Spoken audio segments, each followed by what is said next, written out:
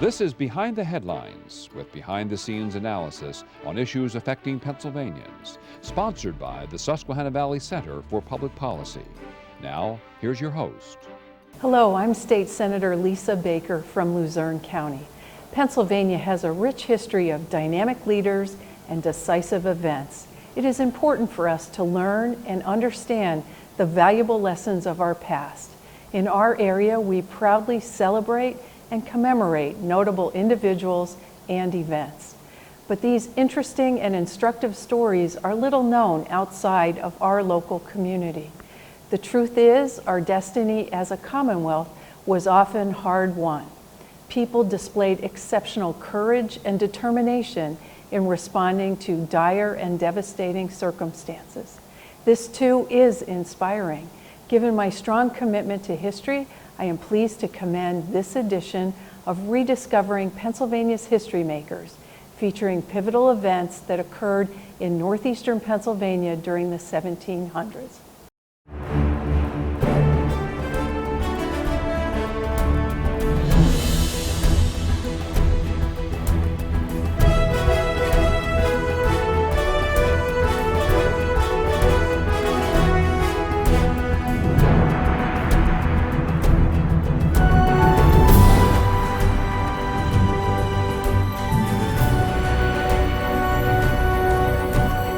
Hello, I'm Dave Sollenberger. Welcome to the Wyoming Valley, along the banks of the Susquehanna River in Luzerne County.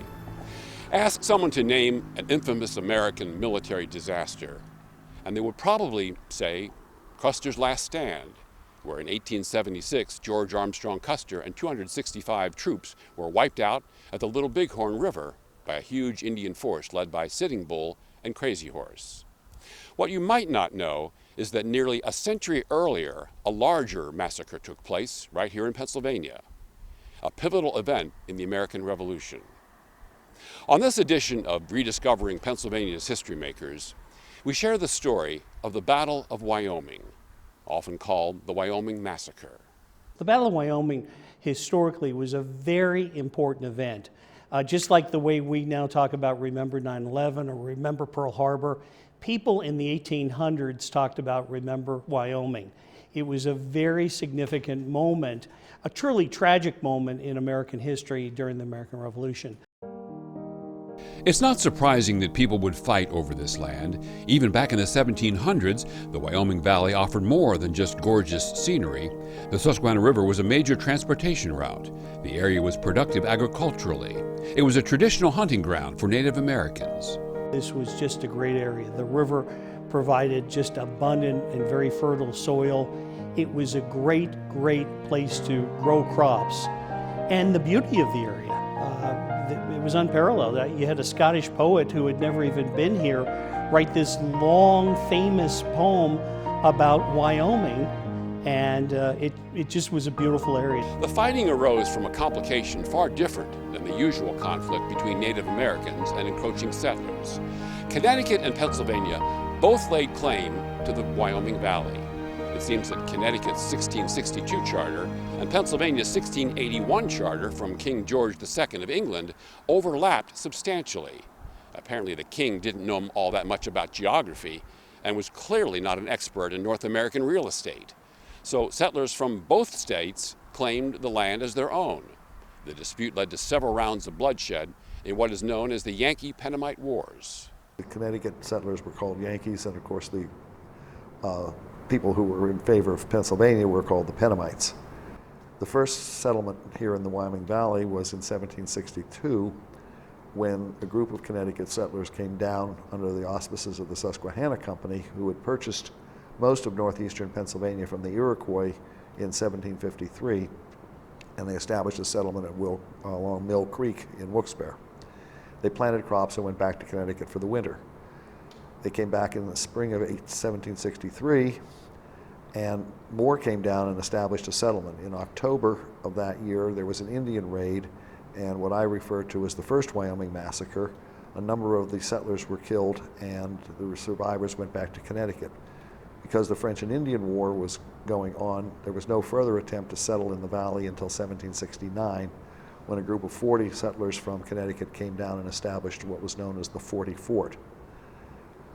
Penn sent a force up here to drive out the Connecticut, and between 1770 and 1772, it was a seesaw back and forth between Connecticut being in possession, Pennamites being in possession. By the time the Revolution broke out in 1775, the Connecticut settlers were in possession of the Wyoming Valley, and it was they who were here at the time of the battle. During the American Revolution, Wyoming Valley grain helped to feed Washington's army, and the Susquehanna River was a transportation route. It was inevitable that the settlements would be targets for attack. While a series of forts had been constructed for defense, they were less formidable than the forts depicted in movies. Even more, the best fighters were off east with the American army. The defense force locally was the militia, was the 24th Connecticut Militia, and it basically were the inhabitants of the valley, farmers, blacksmiths, shopkeepers, boys, men, not the military age that were off with the second and first independent companies. The force attacking the valley included British Loyalists known as Tories, displaced Pennsylvania settlers who wanted to take back their land, and Native Americans, mostly from the Seneca tribe of the Iroquois Confederation.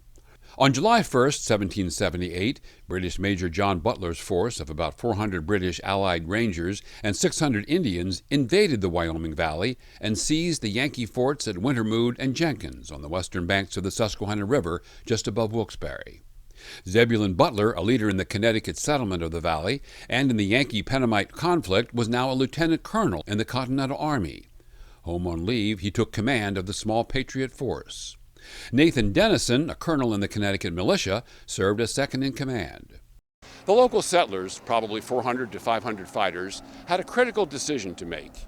Should they stay in the safety of local forts and await reinforcements that had been sent? Or should they move out and attack an enemy of unknown numbers and uncertain disposition of their fighters? Prodding the attack decision were the Paxton Boys, who years earlier had massacred Conestoga Indians in Lancaster and were highly contemptuous of Indians. After heated arguments, Butler, Dennison, and the other leaders gave in to those who insisted on attacking.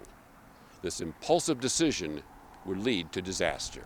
They were not able to ascertain the exact size of the invading force because they couldn't get scouts close enough to the British encampment.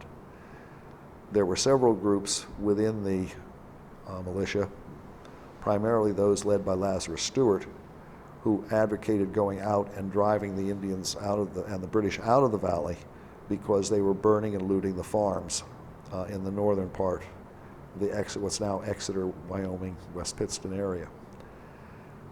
They finally prevailed by challenging the courage of Colonel Dennison and Colonel Butler, and the militia marched out of the fort at approximately noon on the 3rd of July. They went first to Abrams Creek, where they established a line of defense on the creek bank, hoping that the British would attack across the creek. After about an hour and a half, 2 hours, when that didn't happen, again, the hotheads, if you will, under Lazarus Stewart, wanted to go forward because British Butler had set the Wintermute House on fire to lure the militia, thinking that the British were retreating from the valley. So they argued that they should go and drive them out of the valley. Eventually that's what happened. They formed a column and they started to march up what was known as the Great Road until they ran into British skirmishers in what's now the borough of Wyoming. At that point they formed a line of battle and continued to advance over what was known as Abraham Plain until they reached what became the battlefield at Wintermute's farm. They were outnumbered and had moved into a trap. After the militia fired a couple of ineffective volleys, the Indians came pouring out of the woods, and the rout was on. The battle lasted only about 45 minutes. Casualties were light on the British side, but for the Americans, the ghastly result came to be called a massacre. Colonel Dennison reported 268 killed. 227 scalps were taken. Only 60 of those who rushed out to battle escaped death or capture. Of those taken captive, only 5 survived. In addition, dozens of settlers who fled the area died in the swamps. All told, as many as 340 Americans perished. But what inflamed public reaction even more was something that happened on this spot. a spot that would later become known as Queen Esther's Rock. After the battle, those who had escaped got either to Fort Wilkes-Barre or to the 40 Fort. Those who were captured were held prisoner by the British. Queen Esther Montour was half French, half Indian. It's alleged, it's never been proven disproved or proven that she was in fact here. But two of the captives escaped while they were being held to wait for their turn to be knelt at this rock when this Indian woman with a maul went around bashing their skulls on the rock. And two of them managed, it was either be killed trying to escape or end up on the rock, and they did manage to escape and get back to 40 Fort. So there is eyewitness accounts. Captain Blanchard, who was in command of the Pittston Company at Pittston Fort on the east side of the river, that night he and some of the men ventured out of the fort and came down along the riverbank and could see across the river to the battlefield area where the Indians were killing and torturing the prisoners that they had captured during the battle from the militia. After the battle, when the British finally withdrew around July the 8th, they went up to the area and they did find bodies in a circle around the rock with their heads smashed in. So there is proof, eyewitness accounts. Whether it was Queen Esther or not is another story. One of the most poignant stories of the conflict occurred when two brothers, each on a different side of the conflict, met face to face. In the militia was a gentleman named Henry Pencil, and he managed to escape from the battlefield to Monocanoc Island in the Susquehanna River, where he was hiding behind a log. His brother, John Pencil, was with the Rangers. He was a Tory, and he was on the island and stumbled across his brother. Henry begged for his life and asked John to spare his life, and John loaded his gun and said he would rather shoot him than look at him because he was a rebel, and shot his brother, and it's known as the fratricide of Wyoming. And that was witnessed by another militiaman who was hiding on the island. The disaster called for some quick and hard decisions by those still in the forts and settlements, including many women and children. The impact on the women and children would have been terrifying. It would have been devastating, because think of your husband being called into battle and you have to stay behind. Not only your husband, but maybe your father, your brother, your own sons, regardless of age, maybe up until the age of 13 and 14 were then sent into battle. And you had to stay back, maybe with just a few children with you, and maybe older men, the elderly, with no one to protect you. So after the battle, and you can hear that happening in the distance, you're wondering, are they alive? Are they going to come back? And if they do come back, what condition will they be in? Now, for the Battle of Wyoming, many of them didn't come back. Not only many of them didn't come back, but some of them were taken prisoner and later tortured that evening. So you have that devastating news of, as they're coming back, as the men are coming back from battle, little by little, you're waiting and you're looking to see if it's your husband that's coming, your son, and realizing that they're not coming back. So now what do? And with the Battle of Wyoming, what ended up happening is they came into the community and they burned what you had. They took what you had, they pillaged what you had. So not only did you lose your spouse or your children, the women were left with very few possessions, if any. And what happened with the Battle of Wyoming as well was they had to escape. They had to escape the Wyoming Valley because the fort was lost. It was surrendered, and there was nowhere else to go. So many of these families, alone with maybe, if they were lucky enough to have men that came back, had to deal with the wounded and the sick and the injured and try to escape at the same time. So imagine having to maybe fashion a raft, as what happened with our family, and with logs and whatever was available and canoes, and get into these vessels and escape through the Susquehanna River to a better place and try to escape what was happening. So if you can imagine knowing that your family is on a battlefield dead, and then you have to in turn leave with nothing.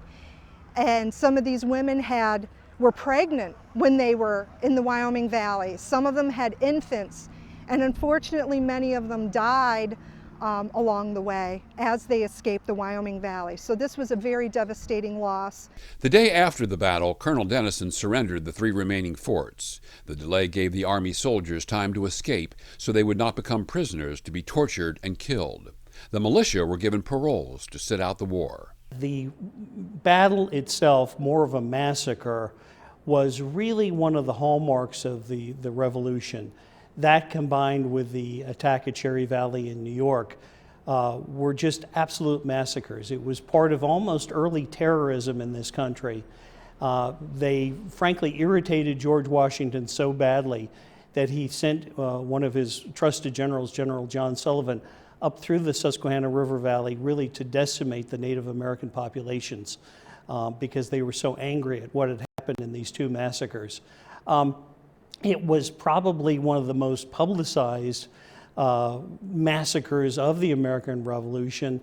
The Connecticut settlers here, a lot of whom returned to Connecticut, made people very aware of what had happened here and really the true tragedy of what had gone on between the Tories, the Native Americans, and the colonial settlers who were here.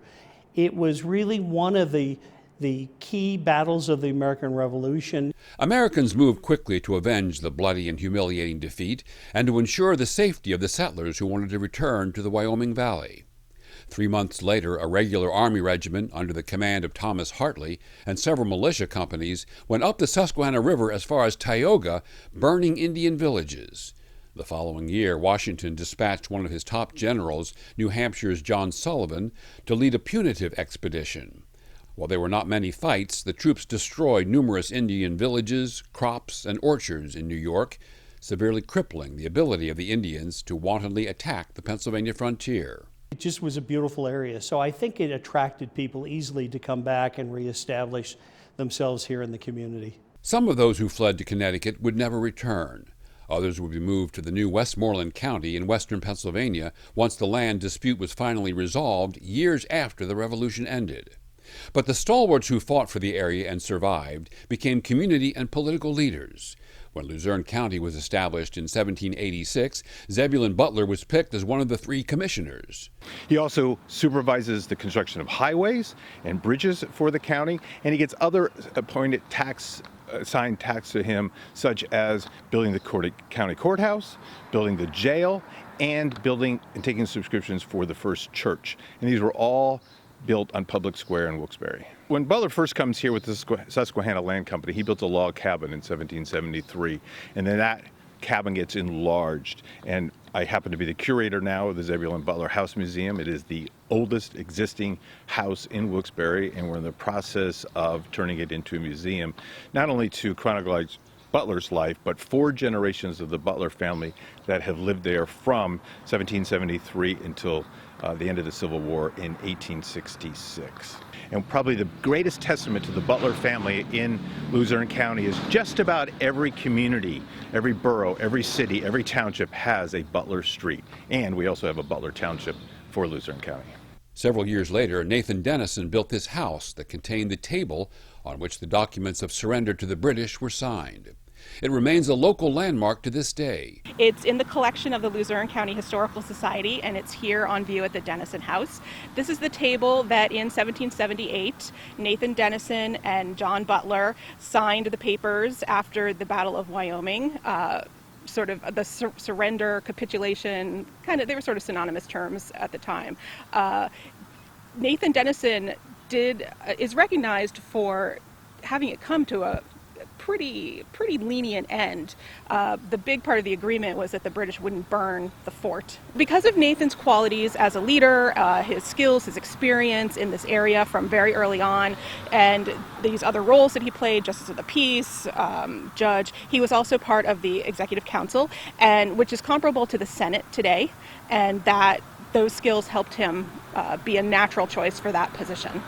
Both of these leaders have memorial markers in local cemeteries. As horrific and indelible as the Wyoming Massacre was, it has faded from the pages of most history books. I think the story, unfortunately, has somehow gotten lost to many people because of just the length and the time of American history. But it is still one of the key moments. And, you know, history tends to repeat itself. This was the Tories, the British attempts to create some sort of a terroristic attack in communities to develop fear. And here we are over 200 years later, and we see that occurring again, although in a different form. But it's almost like history repeats itself. So it's unfortunate that these moments, these great moments in American history, somehow get sidetracked and ignored by future generations. Fortunately, the story has not gotten sidetracked for people who live here in the Wyoming Valley. Within decades of the battle, plans were forming for a monument to those who gave their lives on land donated by Fisher Gay. Today, an imposing monument marks a mass grave where victims of the massacre are buried. It was dedicated in 1878 on the 100th anniversary of the Battle of Wyoming. The keynote speaker on the 4th of July was none other than President Rutherford B. Hayes, who had become the president in a kind of controversial election. He was a very popular American figure because of his Civil War past. They planned a 3 or 4 day event. They invited all sorts of dignitaries, including the President of the United States. And surprisingly, about a week before the event, a letter came from the White House that said the president will be there. And not only was he there, but he brought along the Attorney General of the United States, the Secretary of the Treasury, and he was the keynote speaker at that year's, the very first formal commemoration of the Battle of Wyoming for the 100th anniversary. But it just wasn't an event at the monument itself. It was an event that there were parades, there were races, there were all sorts of illuminations in Wilkes-Barre, some sort of early fireworks. It went on for days. They actually rebuilt Forty Fort, where the people had come from. They dug up the foundations and they built a temporary fort to kind of show what it was like to live in the community in 1778. That was really one of the great moments. 50,000 or more people showed up at the monument to see the president and to hear all the different speakers. Just an amazing event here in the Wyoming Valley. Each summer, the Wyoming Commemorative Association holds a 4th of July service that draws a large crowd of residents and officials and a contingent of reenactors, many of whom are descendants of the early settlers. Numerous local organizations provide floral displays that adorn the monument. 24th Connecticut Militia reenactors fire tribute volleys. Take care! Halt! Make ready! Take aim! Eliminate! Fire! Run and load! The event is a fine illustration of a community that remembers its roots, even the dark days that defined it. It gives me chills to be on the ground where my ancestor actually was in this horrific battle, Battle of Wyoming, or some people call it the Wyoming Valley Massacre. They're going to march out against an overwhelming tide of Native Americans and Loyalists and British and give them battle and defend their homes and hearths, you know. And he was actually here marching right up this road and going into battle and running for his life to get out of here, and he actually survived, one of the survivors, thank God, or else I probably wouldn't be here. Reenactors are committed to increasing knowledge of and interest in pivotal events such as the Battle of Wyoming.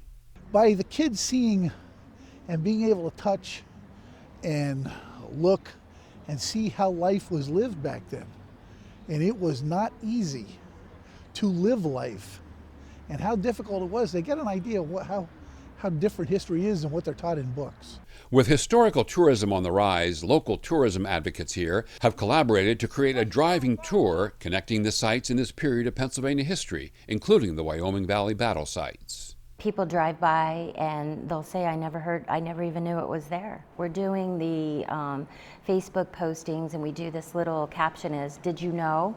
And so sometimes we'll just capture one of those markers and say, did you know this happened right here in your backyard? Did you know this happened right here in your county? Or, you know, we also promote the whole Northeast and the state of Pennsylvania. So we do these little facts. It's important to get that information out to everyone. Not every event in Pennsylvania's past is marked by good judgment or uplifting outcome. This story shows what a complicated and perilous undertaking the American Revolution was along the frontier. The development of our Commonwealth was not just a matter of people moving wagons westward and carving farms and communities from the woods. Staking a claim and holding it against those who would dispute it was hazardous and frequently deadly work.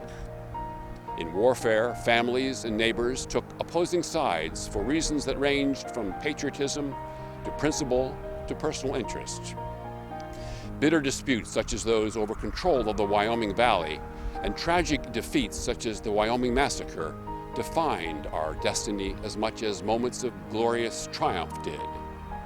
We rediscover Pennsylvania's history makers, and we can better appreciate the sacrifices, the determination, and devotion involved in establishing the Pennsylvania we know today. I'm Dave Sollenberger. Thank you for joining us.